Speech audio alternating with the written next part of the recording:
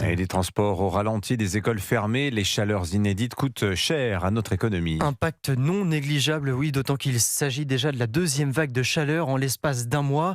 Et cela ne devrait pas aller en s'arrangeant, Aurélien Fleureau. 42 milliards d'euros chaque année entre 2026 et 2030. Voilà le coût des vagues de chaleur en France, selon la dernière étude d'Allianz Trade, qui rappelle qu'une journée avec des températures supérieures à 32 degrés a le même impact économique qu'une demi-journée de grève, et qu'avec des journées à 37-38 degrés, la productivité baisse de 2/3. Un phénomène durable, mais dont l'impact est encore plus important quand les vagues de chaleur ne sont pas situées en plein été, quand l'économie est déjà un peu au ralenti, selon Azem Krishen, économiste expert du climat chez Allianz. La productivité horaire, elle est directement impactée, vu que la force de travail, elle s'exerce à l'extérieur. Donc on parle d'agriculture, de tourisme, de construction. On a regardé jusqu'à 2030. Par exemple, en France, on parle de 240 milliards de dollars en cumulé, qui est à peu près 7% du PIB. Il y a pas mal de secteurs qui ne sont pas vraiment préparés par rapport à une vague de chaleur qui est pendant mai ou juin. Sans oublier les coûts de santé et de réparation d'urgence qui font augmenter